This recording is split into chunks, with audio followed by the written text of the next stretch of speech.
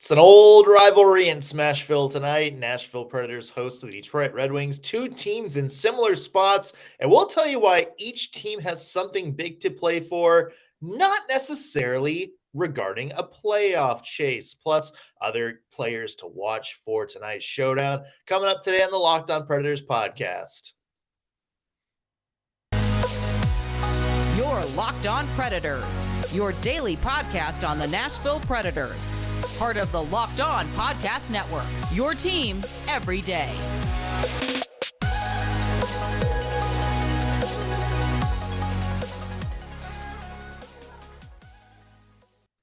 Thank you for making Locked On Predators your first listen of the day every single day. We are your free daily Nashville Predators podcast, part of the Locked On Podcast Network, your team every day. I'm Nick Morgan. I'm a writer and editor at ontheforecheck.com, and I have a partner in crime. You do. I'm Ann Kimmel. I'm a writer and editor at InsideThePreds.com.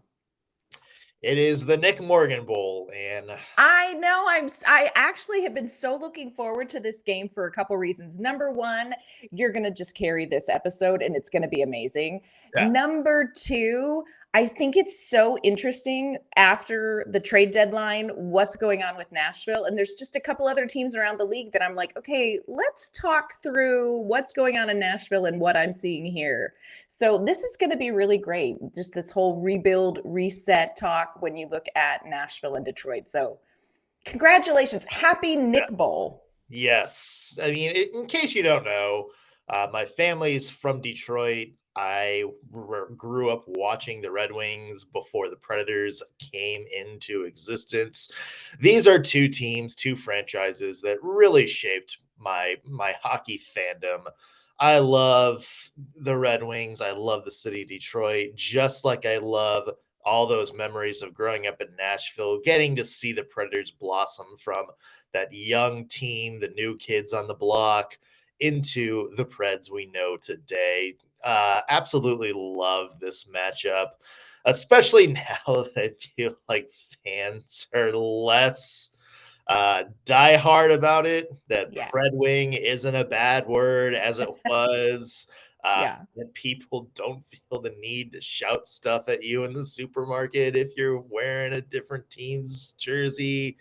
It's cooled down a little bit, but this game to me is always just like a celebration of two great teams, great cities, great fan bases. So I always look forward to it. Do you have a favorite? I know we always talk about things from the Nashville Predators perspective, but put on your Detroit Red Wings hat. Do you have like a favorite memory or a favorite moment or game that you think back to growing up that you watched about Detroit? Well, I mean, player, Steve Yzerman for sure. Yeah. Brendan Shanahan up there as well. Favorite moment, everybody I think knows what March 26 means for Red Wings fans. That was the famous Avalanche Red Wings brawl. Yes, come Claude on. Lemieux, Darren McCarty, you had Patrick Waugh versus Mike Vernon. Brendan Shanahan diving through the air to tackle Patrick Waugh at center ice. My grandmother was actually visiting us that week. It was the week after my birthday. And she's just like this, little Ohio farm girl growing up and, this pacifist and doesn't like violence. And, Oh gosh. she's sitting there watching it. And my mom is, kind of this old school hippie, like peaceful person, vegetarian. And I just remember both of them just like, kick his ass, kick his ass. We want blood. That's amazing. I have a very fond, vivid memory of watching that game. I think it was 8 at the time. Oh my God. But I was like still like in the age that was like one of the first seasons that I like really like watched and understood hockey. You'll watch sports with your parents growing up and go to games and stuff like that, but it's not until you get a little bit older, like 7 or 8, that you really like can know all the players and all that good stuff. So that was one of my earliest ones. Yeah. Oh my gosh, that is amazing. That is amazing. It explains some things too. So I really thank you for that insight. I want to know what it explains. No, that's amazing. I think we should all take a minute today and go find that video clip and just enjoy it. There we go. There's a lot of people that would hate that entire sequence in the year 2023. Oh, I imagine. Let me tell you. Let's get to the game tonight, though, Anne, because as you mentioned, it's interesting because these are two teams in very similar spots looking between now and the rest of the season. We all know what the Nashville Predators did at the trade deadline, and we all know what they got in return, what they're looking like, what their little draft pockets look like, what some of their prospect pools look like now. Detroit Red Wings, very similar spot. They re-signed Dylan Larkin and Jake Wallman, locked some people up. But hey, remember, they traded away Tyler Bertuzzi. They just traded away Philip Hronek. They traded away Oscar Sundqvist. They sold at the deadline too. And you look at their draft capital, 3 first-round picks this year. So they're set up almost like the Nashville Predators. In fact, you look at the teams that probably did the best in terms of selling at the deadline. These are 1 and 2. These are 1 and 2. The teams that replenish their draft stock the most. Yeah. So it's very interesting to kind of see what they did at the trade deadline. And I think moving forward, the goal is probably the same as well. Where do you picture them? So I think for us in Nashville, we're really looking at something that we haven't seen for a long time, as far as David Poyle likes to call it, a reset, not a rebuild. It's a reset, but it's going to involve developing some young players. Like you said, it involved trading away some veteran players. Where are the Nashville Predators in the process when you compare to where Detroit is? Is Detroit a little bit further down the road? Are they giving us a glimpse of what's to come? Or are they in pretty similar situations as far as getting to an end goal of being competitive? Well, to quote James Franco from the interview, same, but different. I think when you look at the Nashville Predators, I think they're closer now to maybe setting up a competitive team. Because you look at the team and, they still, despite a lot of the people they sold, they still have a franchise goaltender in UC Saros. Very true. Something the Red Wings don't have. They have a Norris caliber number 1 defenseman in Roman Josi, something the Red Wings don't have yet, although Moritz Seider is probably another, 1-2 years away from jumping into that conversation. Sure. And, they have a franchise forward, a couple of them, Philip Forsberg, Matt Duchene, proven guys. Red Wings still, outside of Dylan Larkin, are struggling to find that guy who's just going to score 40 goals a year. But so I would say the Predators are in a better spot to get there sometime in the next 2 years. But the ceiling, I think, for the current crop is a little bit higher for Detroit. As we mentioned, Mo Seider looking like a franchise defenseman right now. He's got, give him another 2-3 years for us to really digest what he's going to become in this league. But he's looking every bit like a number 1, top 5 defenseman in the league. They have another defenseman, William Wallinder, who a lot of people consider the best defensive prospect not playing in the NHL right now. He should be in the NHL next year. They drafted Lucas Raymond, 4th overall a couple of years ago. He's still developing. So you have all of these blue chip prospects. They just haven't developed fully yet, and we're not quite sure, what their ceiling is going to be.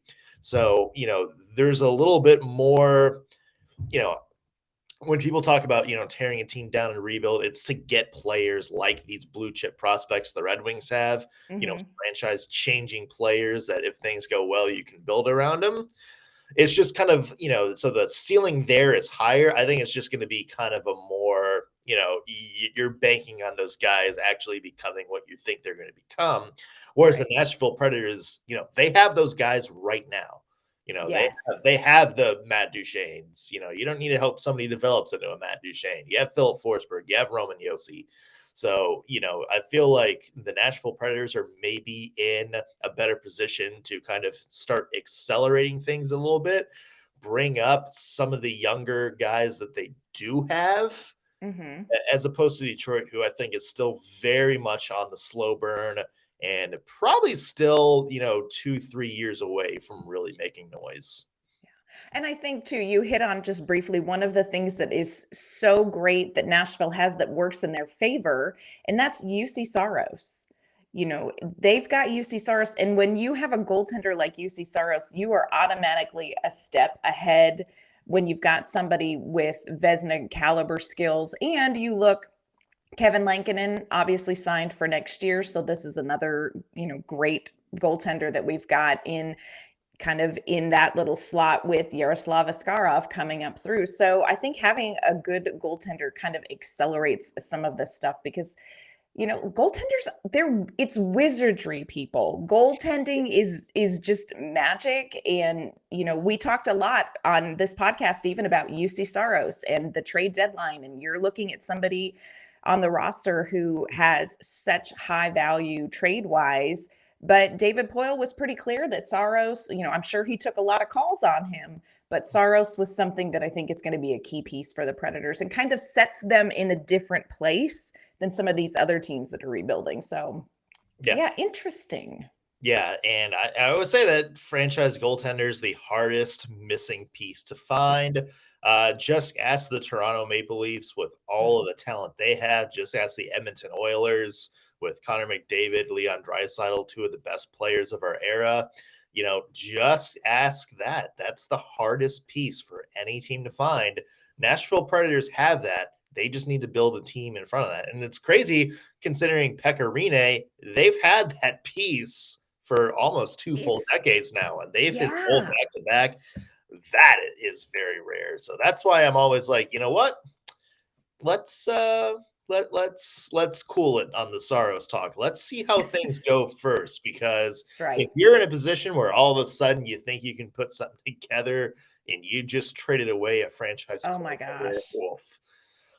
That's my take on that. Also want to talk about the current teams because I think they have very similar goals, including similar goals for this game.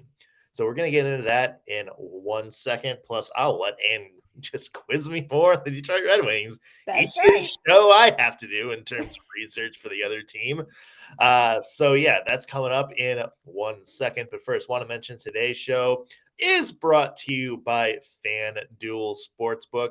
We're in the stretch run for both the NHL and NBA season, folks, which means now it's the perfect time to download FanDuel, America's #1 sportsbook. That's because new customers get a no-sweat first bet. That's up to $1,000 back in bonus bets if your first bet doesn't win. Literally, no risk, all reward. All you have to do is download the FanDuel Sportsbook app, which is safe, secure, and super easy to use. And then you can bet on everything. We're talking money line. We're talking who scores the first goal. We're talking how many saves is a goalie going to have? How many rebounds is an NBA player going to have? Plus, they have exclusive bets like the 2x3, which is 2 3-pointers scored in the first 3 minutes. And FanDuel even lets you combine your bets for a chance at a bigger payout with a same game parlay. So don't miss your chance to get your no sweat first bet up to $1,000 back in bonus bets when you go to FanDuel.com/lockedon. Again, FanDuel.com/lockedon to learn more. Make every moment more with FanDuel, an official sports betting partner of the NBA. All right, Ann. Predators versus Red Wings tonight in Smashville, 7 o'clock Central puck drop. There's a lot of old school fans listening to this where this rivalry still makes them very giddy. Yes. And I want to talk about, I want to get your thoughts on kind of what the end goal is for the Nashville Predators. And I just wrote about this on the forecheck this morning. The Predators are in the playoff race somehow still. I mean, they have 3 games in hand at the 8th place team, which is the Winnipeg Jets, and they're 6 points behind, which is, 3 wins. And hey, Nashville haven't always looked good, but they're 7-2-1 in their last 10 games. Yeah. I mean, they're in it. somehow. the math says so. Yeah, the Red Wings are kind of in the same situation, although their road to get there is a lot more than the Yes. Nashville Predators. Here's the thing, though. I think when you look at these two teams right now, don't even worry about the playoffs. Mhm. Nashville Predators, I get it. They're in the thick of the chase. They're the next team out. They're mathematically have a good a chance to jump Winnipeg. But if you're the Nashville Predators, your main focus, I think, is looking for the small victories game by game. More than win or loss, I'm looking at a couple things for the Nashville Predators. One, these young players that they have. Are Right. they having good games? Phil Tomasino, Cody Glass, Tommy Novak, Luke Evangelista, whenever he's healthy. He did miss last game due to day-to-day injury. We'll see if he plays tonight. Guys like that, guys that are not only coming into the lineup, but are kind of earning more responsibility just because there's no one left on the depth chart in front of them.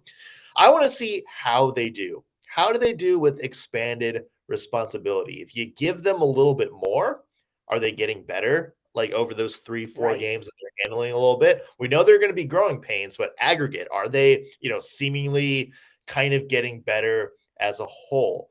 Are they scoring more? Are they gelling more? That's one of the things I'm looking at. For the veterans, guys like Matt Duchene, Roman Yossi, I look at, are they engaged? Are they finding, some new energy playing with some of these younger people? And are they starting to, try to hold and maintain both the form and consistency that made them, gave them career seasons a year ago? I'm looking for Yes. them to refine that form, refine that energy, and refine that consistent level of play. Doesn't have to be that same output on the score sheet as last year, but the same level of play that got them there. If I look at those things game by game, and I like what they see on both of them, I think that is more important than the actual result of the game at this point. And who knows? If the Predators do both those things, they may very well wind up in the playoff race. But again, Yeah. I think if you take the focus off how many points are we behind, blah, blah, blah, blah, blah, and put it on, let's just find a couple of things in this game that we need to work on, that we need to see go well, I think the Preds are going to be in good shape. I think the trade deadline really freed up the players, the coaching staff, the front office, and let's be honest, the fans to look at hockey a little bit differently. Because if Nashville did not make a move at the trade deadline, we would not be looking at things like, are these young players improving? How are the veterans performing? We would be looking at, why is this team not in the playoffs? So what happened at the trade deadline, kind of this reset, has really changed expectations, and it has become so much more enjoyable to watch hockey. Yeah. And look, I hate it. There's not a day that goes by that I don't have a moment of Matthias Ekholm is gone. But it really does change how Nashville Predators fans can watch these games because, like you said, if the Predators make the playoffs, that's gravy at this point. If the Predators miss the playoffs, we're still learning so much about this team. And like you said, there are gains to be measured, and it's not going to be linear. We watched in one of the games on the road trip, there was just kind of a play where Luke Evangelista missed sort of some coverage, and I think it was the LA Kings scored. You're going to see some of those things, but what we are also able to see game to game with Luke Evangelista is this is a young player who is playing an NHL speed game. This is a player who is engaging, with Evgeny Malkin in a physical way, and can play at this pace. This is somebody who understands how plays unfold at the NHL level. So every single game, I agree with you. Like you said, every single game is an opportunity to get a better gauge of who these young players are, where their growth is headed. I agree with you about the veterans because I don't know, it felt almost like when you have a team like we did before the trade deadline, when the Predators had all of these veterans, it's almost expected that we're going to perform well. Yeah. This team is going to perform well because we know what we have on our roster. We know what we've done in the past. That's all gone. And it's what is that new air going to do for some of these veteran players? And so far, I will say I liked what I've seen from them. The other thing I want to point out is, remember, this is a Nashville Predators team that's looking very different, and we still haven't seen it with Philip Forsberg healthy in the lineup. Yeah, or Juuso Parssinen. Juuso Parssinen. So I feel encouraged as I watch some of these young players in these games developing. I feel encouraged as I see there's just a different role now in the locker room and on the ice for players like Josi and Duchesne. It's just a different role now, and I like what we're seeing from them, but we still haven't seen the Nashville Predators. They don't have Philip Forsberg. So I think there's a lot of good things to look forward to, and there's a lot to take away from every game. Set aside the postseason. This is a part of the season that for a lot of teams who aren't going to make the playoffs feels just like we're checking the box. We're getting to 82. Nashville's not there. They have a lot they need to look forward to. They have a lot they need to look at. They have a lot of growth to measure game to game. And it's actually a really fun time to be a Predators fan. Yeah. And it's funny because you look across the aisle at the Detroit Red Wings tonight, and it's kind of the same role for them. They're sort of in the playoffs, but that's not their goal. They just traded away a lot of people, kind of signaling that, that they're not quite in it yet. You heard Steve Yzerman said, I thought we might have been a playoff team, but I don't think we're a cup contender yet, and we need to keep working on being a cup contender. It's kind of the same goal for them. They need guys like Dylan Larkin to kind of step up and just take his game to a whole nother level. They need guys like Lucas Raymond, who I mentioned, Jonatan Berggren, another good young forward, and Mo Seider. They need them to kind of step up and start having some really good end of the season. And I think it kind of worked differently for the Red Wings, because you look at the Nashville Predators, they've gone on this run. Like they're 7-2-1 in their last 10 games. They're finding weird ways to win games. You look at the Detroit Red Wings, I think some of that took wind out of their sails, because they were one of the NHL's hottest teams for a little bit. They lost to Ottawa in back-to-back games. Steve Yzerman, started trading some folks, and it just kind of went into a tailspin after that. And you could kind of see the wind deflate from their sails. The Predators didn't do that. The Predators kind of went all in and kind of used it as an excuse to, okay, let's get some more energy going. The Red Wings, they had a big win over Boston. They blew a 2-0 lead the game before, but they also played very well against Boston in that game. They did. And they used that as a turning point to, all right, we got to get some energy the rest of the season. We got to see what we have here, and we got to go to the off season on a high note. Yeah. That to me, I think is something to watch as well. Well, coming up, we're going to tell you some of our keys to the game. What do the Nashville Predators need to do against this Detroit team to continue collecting some points? We're going to talk about that in just a minute. But first, want to let you know that this episode's brought to you by our great friends at Athletic Greens. This is a product that Nick and I have talked about. We use it every day. And full disclosure, we started taking AG1 because they sent us a sample. Thought, okay, let's try this out. It says that it's going to improve immune support, better gut health, better energy, and who does want to stand there? Nobody wants to stand there and separate out all these pills and supplements and take them all every day. So, okay, let's give this a try. Here is what is great about Athletic Greens. You're going to notice a difference in taking it in just a few weeks, and it is the easiest thing you can do to improve your health. So what is this stuff? With one scoop of AG1, you're going to absorb 75 high-quality vitamins, minerals, whole food sourced superfoods, probiotics, and adaptogens to help you start your day right. This blend of ingredients does everything from supporting gut health, digestion, your nervous system, your immune system. You're going to notice a difference in your energy and focus as the day goes by. It's going to do all of those things in just a little bit amount of time. And here's what's so easy. You literally get up in the morning, take a scoop, put it in a glass of water, stir it up, and drink it. It tastes great. It's not like one of those green powders that you're going to have to choke down. You're going to enjoy drinking AG1 every morning. And here's the thing. If you are keto, paleo, or you're eating dairy-free, or you need to be gluten-free, AG1 is a product that is still for you. It has no GMOs, no nasty chemicals, no artificial anything, and it contains less than 1 gram of sugar. To make it easy, Athletic Greens is going to send you a free 1-year supply of immune boosting vitamin D, and they're going to send you 5 free travel packs with your first purchase. So all you have to do is go and visit our friends at athleticgreens.com/NHL network. Again, that is athleticgreens.com/NHL network to take ownership over your health and pick up the ultimate daily nutritional insurance.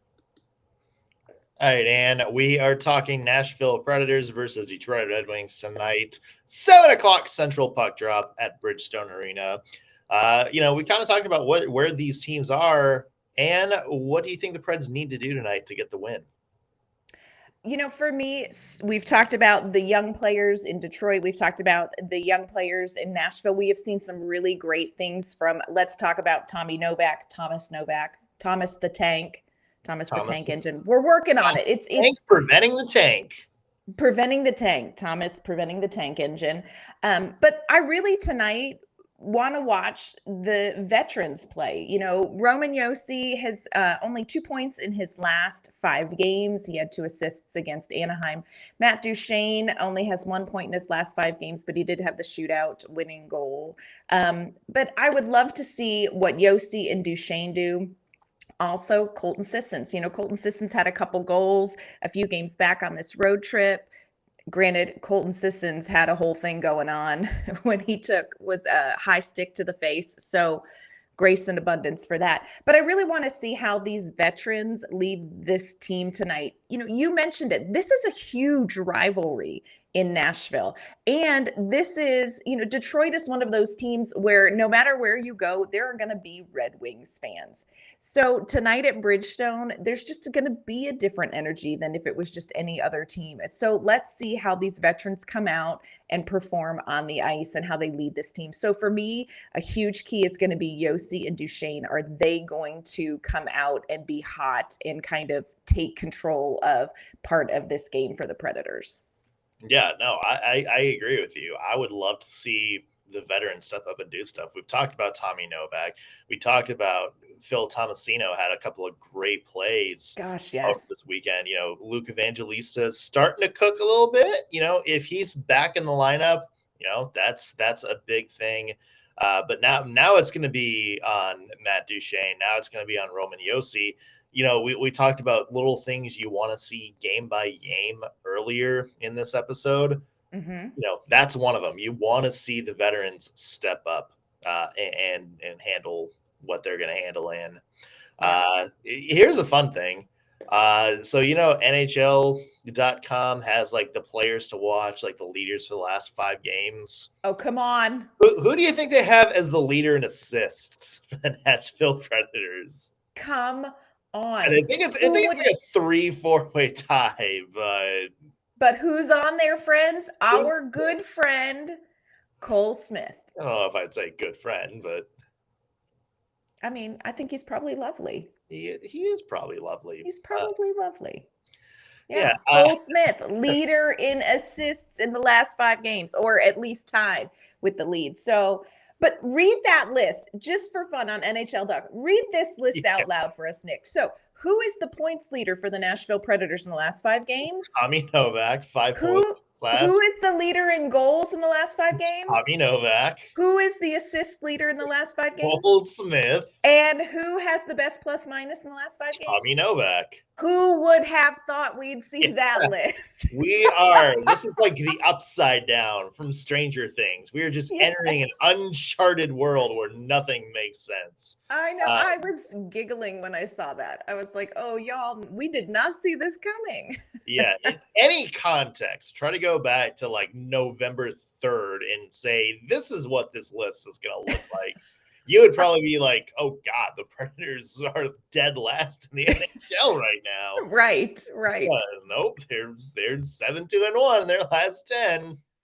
That's so delightful. So shout out to Tommy Novak and Cole Smith. Yeah, the great assist man. Yes. Cole Smith.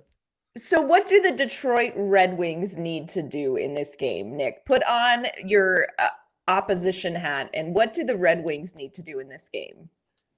They need to get better as the game goes on. Mm-hmm. That's the big thing, because you watch some of these games that the Red Wings have, they're off to hot starts. They look great. Mm-hmm. And then they kind of do what the Nashville Predators have had trouble doing in their past, which is they're not responding to adversity quite well. You know, they get hit in the mouth and they just stagger about. Mm-hmm. You saw that for the Boston game. The Red Wings were up 4-0. Boston came back and made it 4-3 and were swarming at the net very late in that game. You know, the Red Wings were on cruise control. They were just beating Boston to every puck, just looked so sharp. You know, Ville Husso was making a lot of good saves in net. And then one goal happens. You know, the Bruins scored once, and it was just like a switch flipped.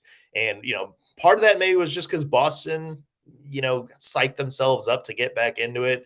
But I've seen this happen with Detroit this season. You know, they start off good. They have a good lead. They, you know, one goal happens, and it just kind of, you can see the team get a little bit rattled. The puck battles, they're starting to lose a lot more puck battles. There's a little bit more shaky plays, you know, passes that's like, you shouldn't have made that pass. You should have held on to it. Even, you know, Ville Husso, who's been very good at stretches this year, you know, all of a sudden there's a lot more juicier rebounds on some routine looking shots, a little bit of a wonky, looks like he has to work a little bit extra for it on what would have been a routine save. You can kind of see the confidence get shaken a little bit. So if you're the Red Wings, if you go up in this game or you start off strong, you got to get better as the game goes on and not let, you know, that Nashville first punch rattle you. Yeah. And like you said, this is something we've talked about with the Predators. The other key to this game you mentioned just right now is Ville Husso. He gave Nashville fits in November when they played, got the shutout. And it wasn't for lack of trying on Nashville's part. You know, they were generating some good chances, and he absolutely was lights out in that game with some big saves. So Nashville's going to have to find a way to finish some of their high quality shots that they're going to take. And we're going to need, I'm assuming it's going to be Saros in net, could be Lankinen. Which is so nice to be able to say, could be either one. And I think we feel the same way in our guts, regardless of the name in the net for the Nashville Predators. But I think goaltending is going to be a key part of this game tonight as well. Yeah, no, absolutely. And I would say it's kind of a tale of two opposite situations. I think the Red Wings defense is overall playing fairly well in front of what's turned out to be kind of average goaltending. The Nashville Predators defense is just playing absolutely porous in front of two very, very above average goaltenders. So kind of opposite situation there. 7:00 puck drop tonight. As we noted, it should be an interesting one at Bridgestone Arena. Even though these two teams are on the outside of the playoffs looking in, probably a lot to play for both of these teams for some very similar reasons. And of course, we'll have your recap tomorrow on Locked On Predators. And where can people find your work? You can find my work online at InsideThePreds.com. You can find me on Twitter at ANK_Mama on Ice. You can find me at _NS Morgan on Twitter. Read my work at ontheforecheck.com. And for any Red Wings fans listening or Preds fans that are just curious about what's going on in the world of Detroit, be sure to follow my work at Winging It in Motown as well. Check out some good stuff there. For you guys, however you're listening to this, be sure to subscribe. Really helps us out, and it lets you know when we're the first to put out new content. That's going to do it for us on today's Locked On Predators podcast. Thank you, as always, for making us your first listen of the day. Back tomorrow with Preds Wings recap.